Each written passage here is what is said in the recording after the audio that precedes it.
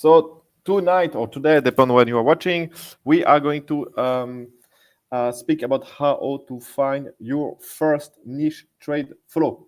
So this is what we are going to see is basically an updated version of the framework that I've been using. It's like there have been some updated updated thought that I had. So I'm going to present that.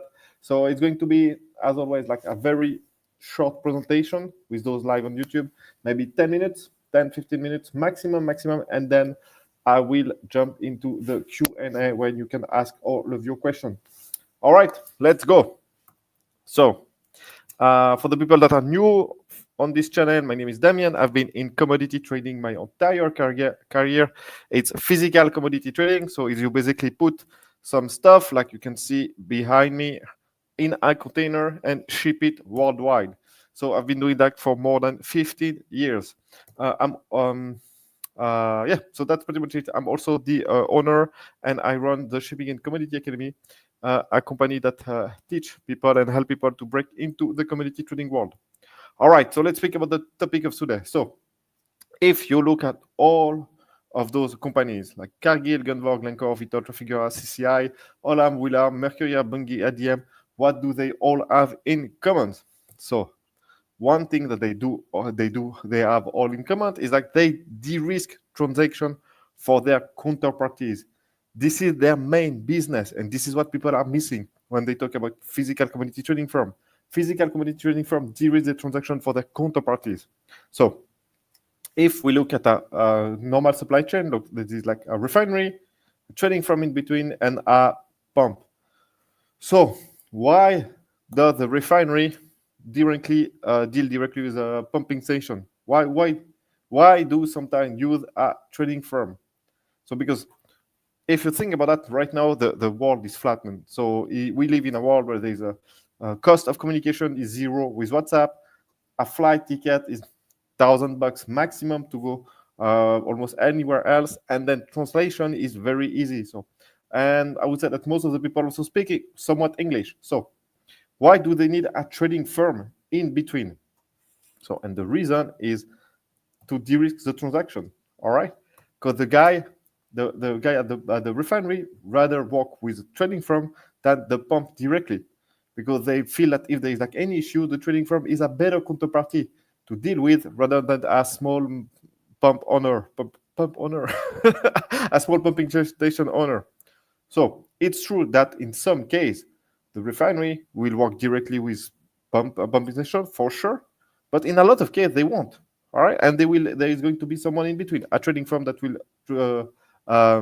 conduct the trade, be in the middle of the supply chain. Here I took an example of a refinery, but you can take the same example with pretty much any commodity trading firm. In some case, for a supplier and an end user, it makes no sense to use a trading firm, so then there is no trading firm. In other case, the risk is too high for whatever reason, they don't want to deal with each other, then you need to have a trading firm in between to make the connection. Again, we are in 2025 this year, so the world is flat, the world is extremely transparent. If you think that you can make a successful trading firm, have a successful trading flow by obfuscating the supply and thinking that your buyers doesn't know where it comes from, or you need to hide where it's coming from, so then it won't bypass you. If this is your business model, then you are in big trouble, because this business model is gone. All right, so again, value of a trading firm is the de-risk. The more you de-risk, the more value you provide to the market.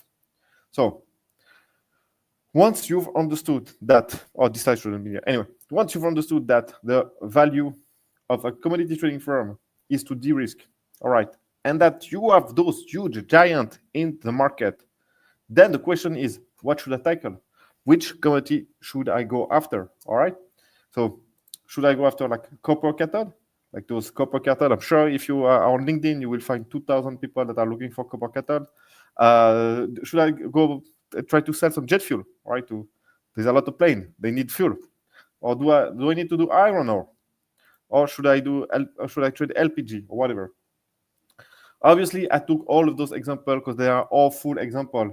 as a small commodity trader, it makes no sense to go into those markets because those markets requires huge capital and a high level of trust due to the high level of the high amount, the high cost of the amount of those transactions. So it makes no sense to go and tackle all of those markets. So what is left if you're like an entrepreneur, if you're a small business owner, but you still want to be in this world? What is left is niche trade flows. And luckily for us, there's a lot of niche trade flows out there. It's like the market is huge. I mean, right now, look around yourself. Everything that you see around yourself has been made with commodities, raw materials, or whatever ingredients. So the market is among us. There's multiple billions of niche trade flow that you can set up and that you can go and look for them. So the niche trade flow are too small or too complex for large actors. So this means that the large actors doesn't want to do that, doesn't want to be involved because for them it's way too much work compared to what you can get out of it. Let's say that there's one trade flow that could make you, I don't know, $500,000 profit a year. I mean, for a lot of large actor, large desk, $500,000 is nothing. They do that on one trade. So they won't go and put a full supply chain together, try to understand it, try to mitigate the risk for $500,000 when they can do this with like a couple of trades. So niche trade flow, too small or too complex for large actor, and this is also very important. This is also what has been updated. It's a trade flow where unlimited capital isn't a differentiator factor. There is going to be a lot of moments where someone with unlimited money, because this is what all those big guys, all those big trading companies, they have unlimited credit line. They have unlimited money to trade. So if you are on a trade flow where unlimited capital is needed, then you are fucked. Don't do that. You need to be on trade flow where it is not a differentiated factor. Let's take an example, very, very concrete example. So there are some places in Africa where there's the cheapest way to move the stuff from point A to point B is by train. The problem is the train is extremely poorly run, and you only have like few slots, few access to the train. So if you can't use the train, you need to use trucks, and basically the factor, the trucks is maybe like 5 times more expensive, 4 times more expensive than the train.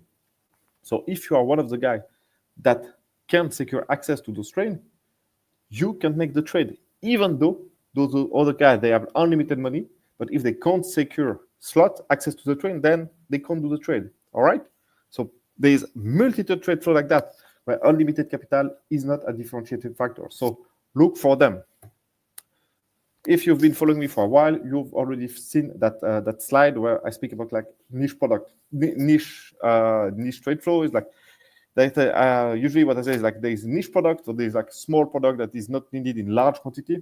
So for big firm, it makes no sense to like develop a sales force for those products because it's just too small for them. Or there is niche geography. So this will be country too complex to navigate, where they are not really interesting to have a team there to do the distribution there, and they will the big guys would prefer to have like some other local company that do all that difficult work. So that basically what used to be my speech. Then I added like, all right, I've noticed that there's also niche processing. So if you can if you can put in place some small processing plant, again, you can bring more value to your product. You can de-risk even more the purchasing, and you can secure more margin. So I was like, okay, niche processing. But I was like thinking about but there's like there's a lot of other niche possibilities. Yeah? There is regulatory niche. For instance, to import or to export, you need to have like some license. And for whatever reason, there's like no other product that no other people that can get those license, or it's very difficult to get license, or even regulatory niche in a way that you can do something in one country, but in another country it will be deemed illegal for whatever reason. So then, if you are an actor with an entity, with a company in that country which is not illegal, then you can do the trade. If you are outside, you can't do the trade. So, and then I was like, man, but actually, if you think about that, there is something a bit off in the way I was like explaining niche product. So it's like actually, if you look at this, behind each risk there is a trade flow, and this is why there is multitude of niches. Is like because there is multitude type of risk, and behind all of those risks, there might be some trade flow. So for instance, let's say about very famous type of risk. The big one is counterparty risk, credit risk, fraud risk, performance risk, the market risk. So here is everything about like a market going up or going down.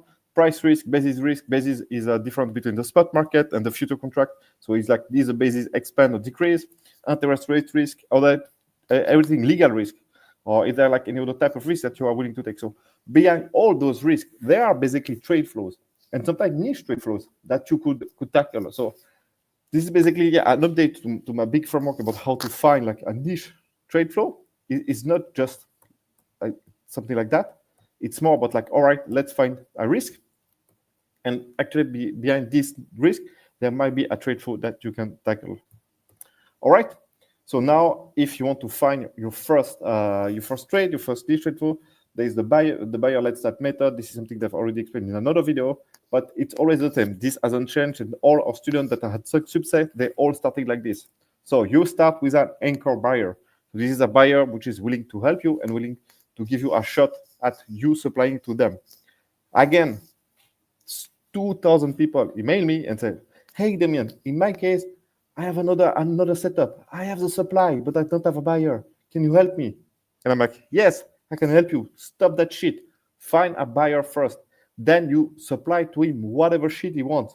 But don't think that having a supplier is whatever useful in that world.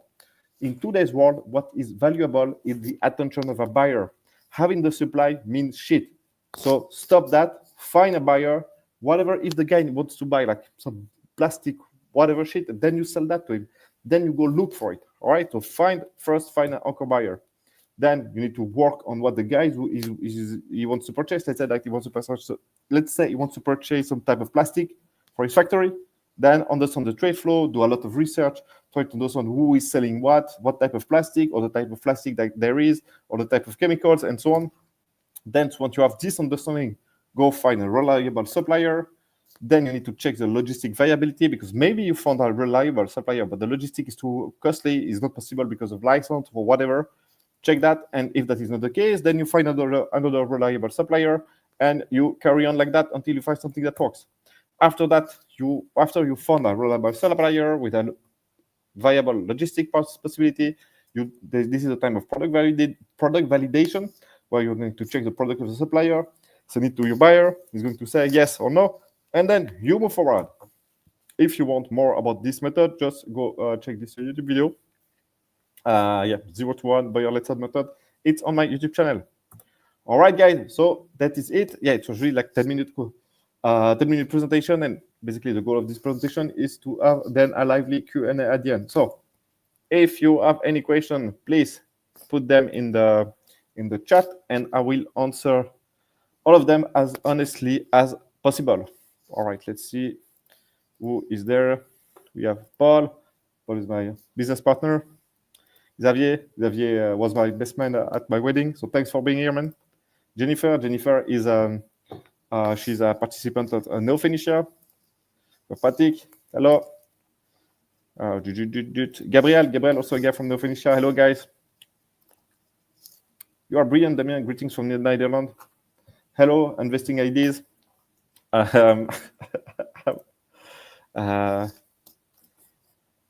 Milka Chocolate from the Swiss Alps demand special cause. Yeah, that's his niche, exactly. There is not a lot of Polish comment. That's niche for sure. So when you solve whatever a risk is a trade flow, you get a deal, right? No, it's a bit oversimplification of what I've just said. But it's this, man. If you don't solve any risk, then it's very unlikely that you are going to get a trade flow, some recurring trade. Maybe you can get a spot deal, but then there's a lot of reason that the buyer or the supplier is going to bypass you, because you are not needed if you don't really solve any type of risk. Syed, another guy from Neo Phoenicia. Hello, Syed. Amog, hello, sorry. Amog, one of our employee from one of our company, and that left us to work for Trafigura. So, hello, Amog. I need to call you, dude. We need to do that. Moyo, all right, Moyo. How do we go about finding buyers? Is there a trick to it? No, this is the thing. There is no trick to it. It's like the best way. All right, when you start, all right, you find buyers through your network, and this is a bit like you would say like, all right, you can find buyers through your network when you are more experienced, right? But this is not really, because when you are more experienced, you can basically speak to any cold lead, and you can basically speak to them about what you do. You understand what you do. They understand what you do. Yeah, there is a bit of just time to close a deal, but it's quite easy to then close anybody when you have already experience, when you deal with the product and so on. When this is the first time, this is when it really needs to come from your network, because otherwise, why would someone use you as a new company? Because for him, it's going to be a lot of risk, man. He's like, oh, okay, let's do a trade with Moyo. I will buy from you, but like, I don't know. She's never done that, so is she? I mean, maybe there's something that she doesn't know, and that I'm going to be trapped because she doesn't know something. So this is a part that is a bit tricky. So I hope I answer your question. Any workaround for the buyer letter, like starting becoming a distributor, aggregator, and then doing outbound approach for leads? Yes, all right. So this is a good workaround, actually. So if you becoming a distributor, it's quite easy to find buyers, obviously.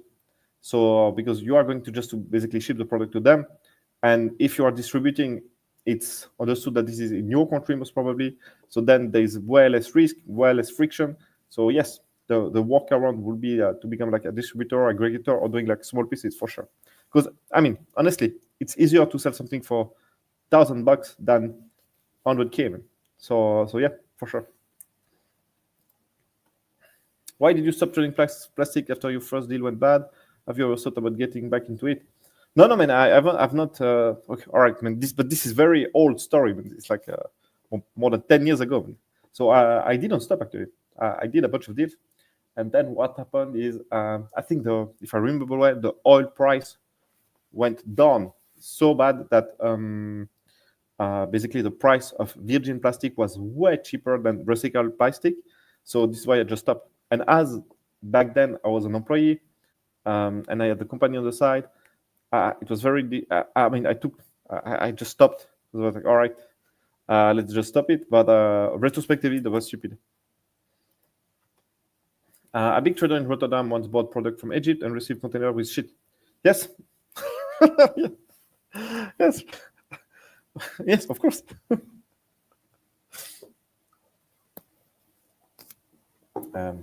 Egypt is a very, very tricky country, man. But they should have be more careful. I don't know of the details of the story, but yes, it could happen. Yeah? I have established a new company, Newco. Will supplier accept letter of credit? What key aspects should I be aware of? Yeah, man. I mean, the problem. All right. So, man, the problem is not really supplier accepting your letter of credit. The problem is like, do you have a bank that is willing to open a letter of credit for you? That's more the question. Man. How do we calculate profitability for the trade? Is there any tool? No, man. There's one tool called Excel sheet, Google Sheet. Very easy. You put on one side everything that you need to pay for the trade, freight, custom, insurance, whatever. And on the other side, your selling price. And then you have your profitability. Then you have your profit, and then based on that, you can calculate your profitability. So a simplified version would be to become the buyer yourself and then become a distributor for buyer in your country, especially you take all of the risk as a way to enter the market. Yes, exactly. And man, a lot of distributor, what they do is like they start as a distributor, but then they go up market and they do full cargo. And even though they still have their distribution arm, they do a lot of, they are more traders. Because being a distributor is hard, man. It's hard. It's hard. So, but it's a good way to get in, yeah, for sure. Okay, is it standard to need an export permit to export commodities to client? No, it's not standard, man. It really depends country by country. It really, really, really depends. How do you calculate? How do you calculate profitability for D? What is there any tool? Already answered. Why did you stop doing dairy? Okay, that's a good question. It's because I was an employee when I did dairy. When I was a dairy trader, I was an employee, and then I started my business. So I wouldn't.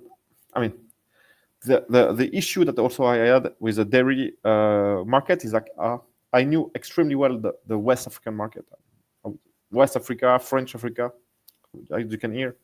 And in that market, you need a lot of capital in order to penetrate those markets because the client, they need credit. And as I had no money, it made no sense for me to go hunt on that market where I would be needed like to give like 90 days to pay for clients. So yeah, that's why I didn't pursue it. What's going to happen to Iranian coal export due to the current part? Man, so yeah, that's a very good question, man. I don't know. I have no idea. I think the situation is completely fucked up. It's extremely sad what is happening. And I do hope that everything will go back to normal as I don't know what normal is as fast as possible. But man, even during the war, man, I've seen countries in war and they still trade, and especially Iran is a big country. So I mean, I don't know the geography that well where the coke is coming from, but I guess the yeah, man, it's not going to stop honestly. It's not going to stop unless there is like a blockade or whatever at the port. So each foreign country you need to export. You need an export permit if you are planning on exporting commodities. No, this is not what I said, dude. This is not what I said. I said you need to check. Each country has different laws and regulation in order to export product. So you need to check. In most of the countries, there is no need to have a permit to export. Do you think that refined oil trading is still a long-term business for small trading firms since oil sector is becoming too much transparent? There is no more edge particularly in Africa.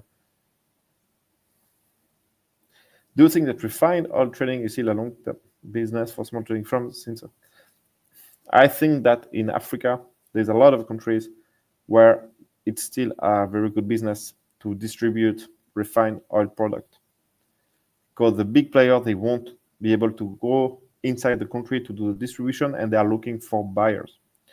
One thing about trading, most of the time, the metals, minerals, the market is short.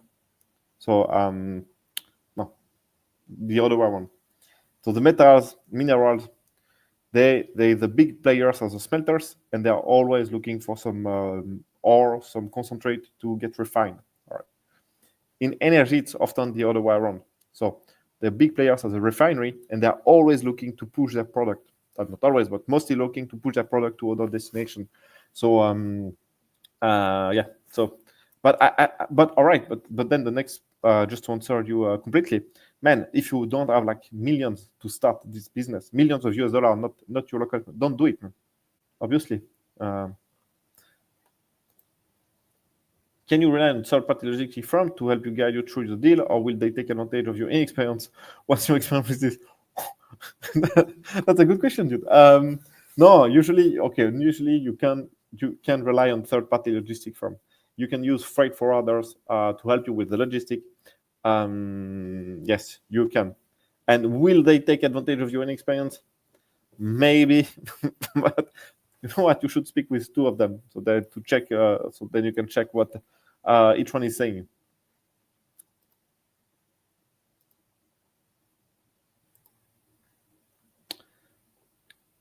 Lucas, hello. I've created a network of people in cocoa processing. It's been 4 months and sent a few offers, but no other confirmation. I have logistics experience. What can I upgrade? Man, the problem that you're going to have is like cocoa is very, very tough, man. So because cocoa, there's like 3 main cocoa processor, Olam, Cargill, Barry, and they do like 70% of the market. Then there is like a few Chinese one and few small one. Like in Italy, there is a bunch of small one. North of Europe, bunch of small one. But it's a tough market, man. Honestly. So it's been 4 months. I sent few offer, but no other confirmation. But how well do you know them, man? Have you visited them? Do they know you? What are the payment terms that you are going to give to them, and so on? This is not enough, man. I mean, what obviously, man, what payment terms do you give? Because cocoa is so expensive right now. they will request often large payment term, especially the small one. So I don't know what you're doing, but I mean, I can't really answer you enough. Hey man, how are you doing, man? I remember your name from our call. Will an established buyer who is already buying from an established supplier buy from you as well if you already have the product and location? Yes, this is a good question. So yes, they would, man. They would. For sure, speed is the most important factor, one of the most important factors. So yeah, this is a very good way, a very good angle to enter a market. Is DHL the shipping carrier that most of you use for the fossil? What do you mean? You use DHL to send samples, man. Okay, DHL has a freight forwarding arm, but if you speak about containers, there's like MSC, CMA, Maersk. I don't know. I don't know what you're saying, man. I don't know. Maybe I'm the dumb one, but I don't get. I want to work at Trafigura actor in Switzerland. Have you any advice? I don't have a university degree, but I want to start a soccer course in Swiss Negos Academy. Yes, man. Both of those will tremendously help you. Yeah. But it will also depend how old are you, man, and what is your background. I'm a very hardworking student at a good university with good grade. All right, all of that is fucking useless. Can I email you regarding potential internship opportunities? Oh, what I've already said, you should deduct what I think about it. I'm very interested in commodity trading. I want to learn physical biz. No, all the internship opportunities are for our students, so the shipping and commodity academy. So no, but yeah, man, I think being a good student is fucking useless, especially in the AI world that we are going to live here. Are the copper cathode deal scams, or is it actually possible to close deal and sustain trade flow for copper cathodes? I mean, obviously none. They are not all scams, but the one that you have under your hand are all scams. What you need to understand with copper cathode is most of the trade flow, they are already secured. So there is no spot deal. It doesn't make sense that there is a spot deal in copper cathode, especially if you're talking about DRC or the Central Africa or whatever. So all of those are scams for sure. Or sometimes it's just a guy that think he can do it, but man, yes. I mean, I know a lot of people that trade in this region, man. And obviously they can get copper cathode, but it's not spot deals, man. It's real trade flow between companies. There is no mandate, no brokers, no intermediaries in between, no stuff like that. I'm dealing in the chemical industry sorry, let's do it again. I'm dealing in industrial chemicals. From where can I start and how can I get first order? Man, it's a bit a wide question. I would encourage you to watch the video that I referred, like 0 to 1. There's a video on my channel with 0 to 1 on the thumbnail. Watch this one first. I've followed you for very long and would love to learn under you this summer. I've done IB and finance ops internship before. Yeah, man, sure. But I have other stuff to do during the summer that having the intern that take my time. So no. Usually internship, man, it's like it's a fucking waste of time for most small company like ours, man. Because what do you give the guy to do, man?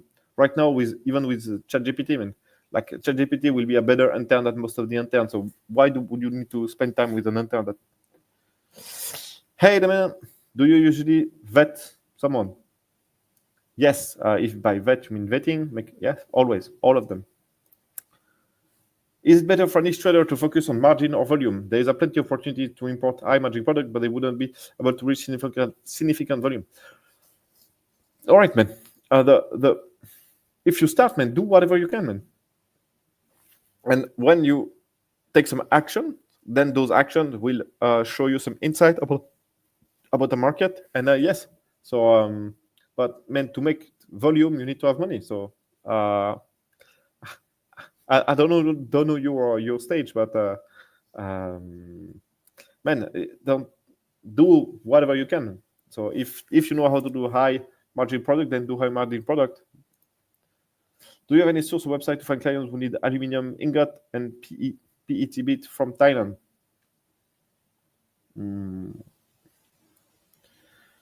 Man, already aluminium ingot from Thailand. It's already fishy, man. Thailand is buying aluminium and they use it. So, all right. The website that I use is Vuji. I will write it down. Vuji.com. I think it's Vuji.com. Oh yeah, I think so. It's a Vuji, and this is basically a data aggregator. This is the data aggregator that everybody that I know use. And if you say to them that you are coming from me, you will get a little discount. Hey, man, would you be open to a business idea? No, I'm not. I have too much stuff to do, man. So, I'm based in Azerbaijan. I have access to Urea 47, the metal origin, and some bio connection. Just missing the bridge. Yes, man. Azerbaijan, there's a lot of urea and metanol. Yeah, man. Again, man, find a buyer first. But if you're just missing the bridge, if the margins are good, speak with another trading firm, man, to carry. So then they carry the deal for you, and you get a cut. What is the experience like at the Gulf Conference? How to prepare? It's been a while since I went there, but I used to go like every year for like 5 years in a row. So it's one of the best conference because this is the biggest. It's really packed. So, and if I have one how to prepare, okay. We used to print like a stack of paper with some pre-filled information. So then you know which question to ask when you speak with anybody. And also, it's easier to get information when you speak with anybody if you see that the question is already or printed on a paper. You know, they would be less defensive and they would be, right, he's asking this because it's on his paper and he's taking notes. Yeah. But how to prepare? I don't know, man. LC, they know my partner since they know my partner since years, and we are planning to visit them in a week. We are targeting Italy and Balkan. I just thought contracting the big three because I cannot finance few containers. I can't finance few containers.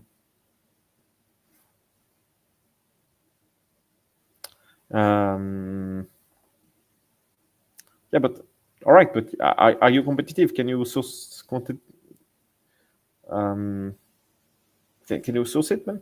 The beans at a competitive rate. Do you know the source? Have you been in Ivory Coast, Ghana, wherever? But I don't know enough the market. The Balkan market may be the right one. I don't know. But you just have to be honest, man. We had a chance to sell to Cargill here to Cargill, Malaysia, cocoa beans from Nigeria. So I knew the Nigerian supplier extremely well. It's a friend from I know him well. I know the guys in Cargill. There were some guys from the Shipping Community Academy that now works at Cargill and so on. And I put everything together. And I didn't do it because the margin was like very thin compared to the amount of money that was needed to finance. I was like, yeah, I'm thinking this market. It's tough to have a good margin in cocoa bean. Do you think with a degree of Saka Academy or Sysnegos, I can access an internship at a big trading firm? I think no, it's not enough. I think it's not enough. Hello, Damien. Would you recommend some buyer outreach and report method? What? From your experience, do you feel that Australia is a hub for commodities? No, not really, man. It's a hub. It's an exporting country, but it's a big country, almost empty, man. But they export a lot of stuff. Why do I find reliable agricultural commodity broker that can assist in securing deals in Europe? Man, again, the problem is like, well, you're looking for buyers then. Through brokers. It's not going to happen, man. Was negotiating for a buyer about 30 kilo free sample to air. Freight was okay, which was already reimbursed from the first deal. He won't do it because the freight cost is too high. All right. So you have a buyer that doesn't want to pay the $200 for the freight. What can I say, man? It seems like the guy is not a real buyer. Otherwise, this is nothing. Or he doesn't trust you, because you don't have the money to fund this. But the fact that you don't want to spend, I mean, you should be the ones paying for these samples, man. If you are a trader, I mean, you should be the one paying for the samples. I've never asked any client to pay for the samples. So I don't know what to say, man. Also, buyer asked me to combine samples to a shipment to the buyers in the distribution. Is it common? I don't know, man. All of that seems weird. I don't know. How much capital is needed to start a commodity trading business? Copper scrap. All right. So usually I said that my rule of thumb would be that you need to have enough fund to at least purchase one full cargo of what you are trying to do. So copper scrap is roughly like, I don't know, 8,000 US dollar per metric ton, maybe more right now. 8,000 times 25 metric ton per container. And yeah, this is what I recommend. How much is your training? Is it one-time purchase of payment plan? Man, you go on the Shipping Commodity Academy, you enroll, then you have like all the explanation, and we have a 3 times payment plan. Do you recommend flying to your supplier country even after receiving a sample? Of course. Okay, all right, guys. Okay, if you're a professional, you always meet the people that you're going to deal with. You fly, you go meet them, you see their office, you see their factory, you see their supply chain, you see people, you meet people. This is why you fly. You have to. Otherwise, it's, I mean, and I would even say that professional people accept you to fly. If you don't fly, it means that you are a joker. I'm also thinking to enroll to the academy, but we have our own small training company. I can see that the certificate will benefit someone that will look for it, but how exactly will it help me, man? All right, Jude, you are the one asking for a copper cathode deal. I think you have asked you. I mean, you don't really understand the market very well. So yes, obviously you will learn it. Man. The thing is, like, in Shipping Commodity Academy, I would say like 40% of the people are people that are looking for a job. Like 25, 30 would be people that are starting their company or already have their company. And they want to understand better, like how just the deal for work, what are the type of document that is required for different country, and so on, just how professional trader works. And the rest is service people, like, for instance, guys that are software providers and that sell software to traders, inspection companies, and so on. So yes, we have like our second biggest cohort, our business owner. Hey, I have few contacts in Albania if you need. Do M&A deals happen with niche commodity firms? How realistic is it for a trading firm company to be acquired by a large firm? What is a typical valuation of multiples? No, it's a very, very, it's not. All right, if you speak about a pure trading firm, like a pure small trading firm, the valuation is extremely low, maybe 1-2 times EBITDA. And that's pretty much it, man. So that's it. You can't really sell like a small trading firm where basically everything is linked to the main trader, to the owner. So it's very difficult to sell them. It's possible, man. I've seen it, but it's possible, and usually it's a low multiple.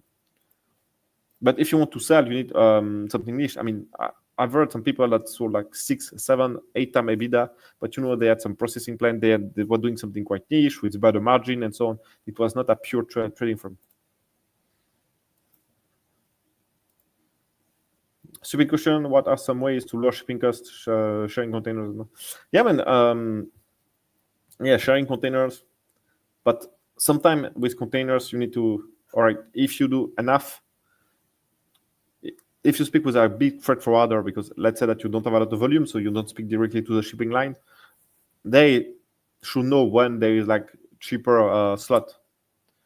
But that would be it, man. All right, guys, we still have a lot of questions to go in. That's good.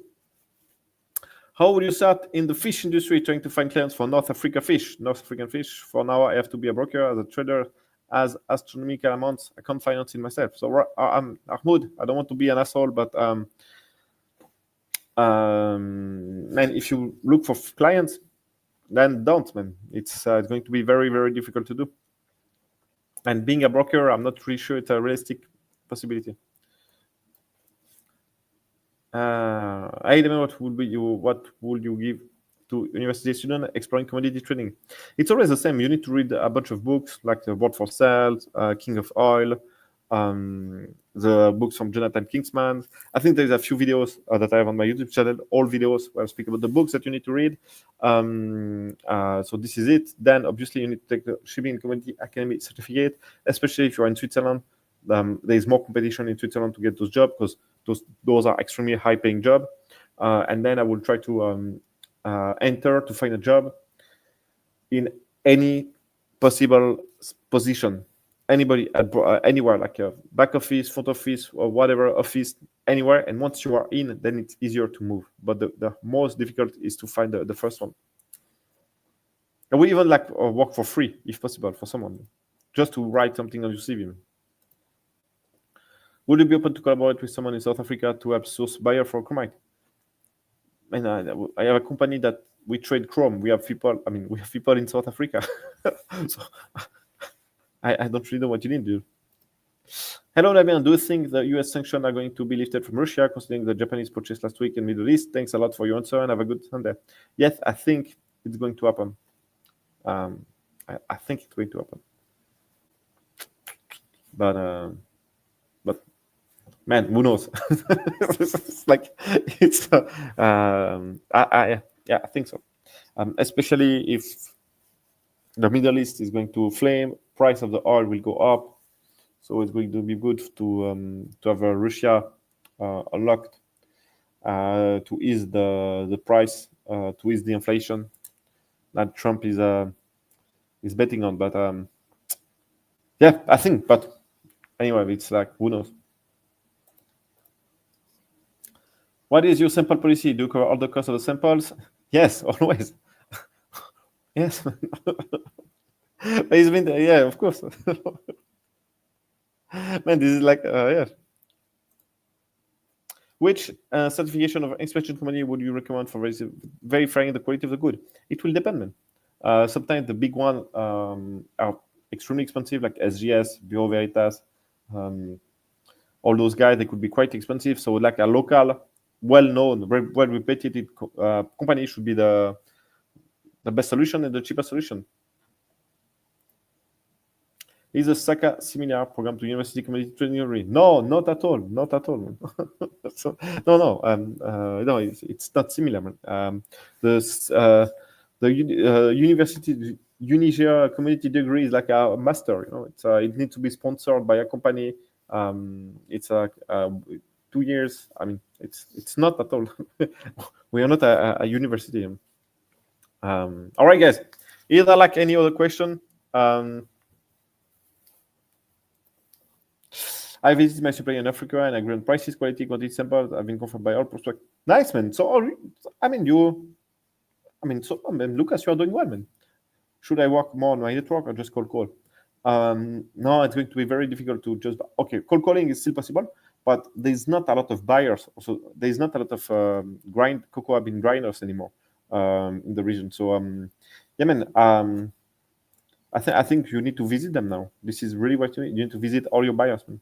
And they will come up, with things that you haven't thought. They will say, "Oh, what about the ESG? What about the traceability? Do we have like any impact? How many women are working? Are you sure there's shite free? Blah blah blah."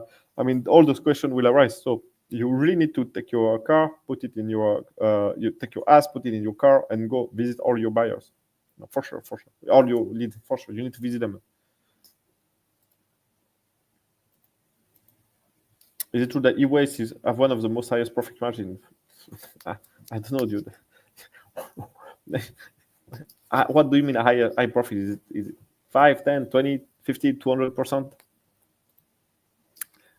Do you prefer sticky customer, harder to break into a new deal, or transactional buyer, harder to keep as a customer? No, of course you prefer the sticky buyers, man. The one that takes 2,000 years to get, and then they'll be your buyer for the rest of your life, and maybe your children will also be suppliers to those guys of their children and so on. Of course, this is the best. It's a no-brainer, man, because what you need to always look for what is the LTV, like in a software, lifetime value of the client, man. So it makes no sense to do spot deal, no sense. And usually the people that are more transactional, you have more risk of claim, you have more risk of shit because they will try to fuck you and then move to another supplier. So, yeah.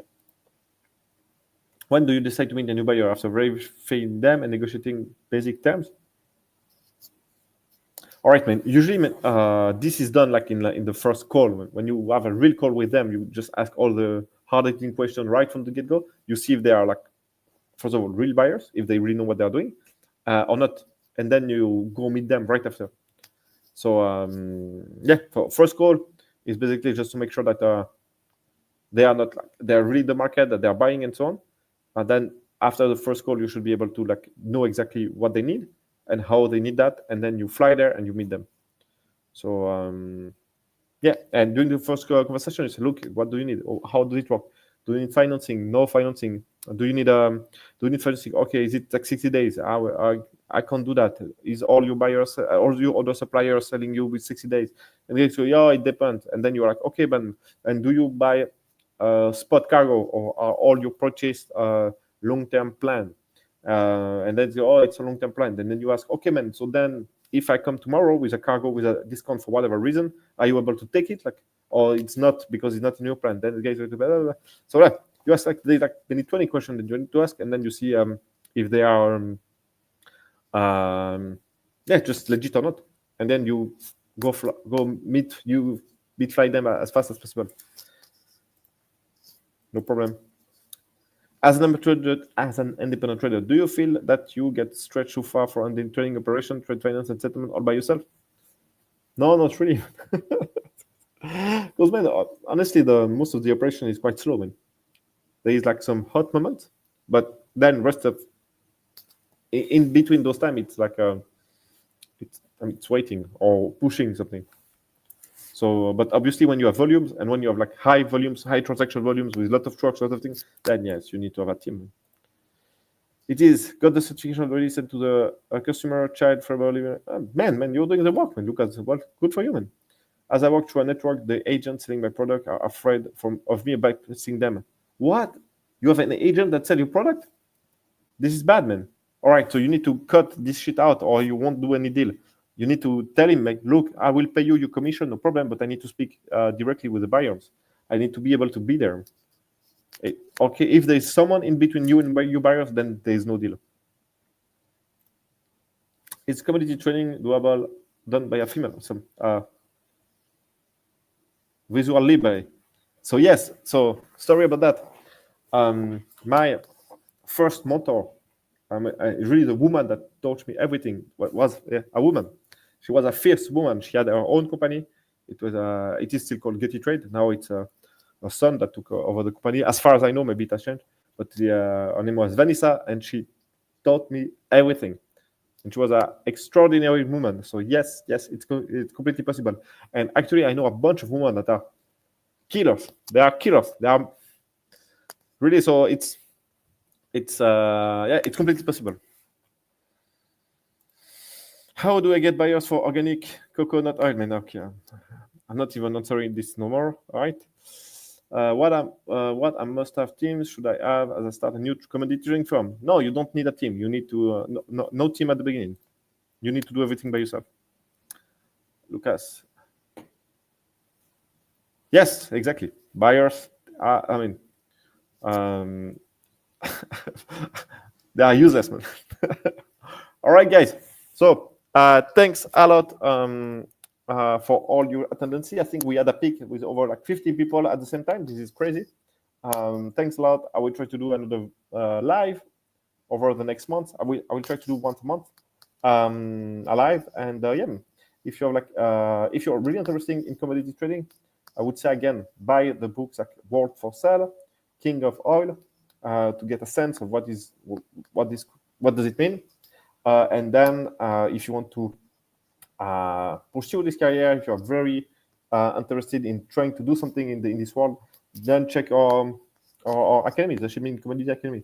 We have over 500 customers, 500 clients. It's crazy. I would have thought it's been 5 years now. It's been a while, but still, it's going well. All right.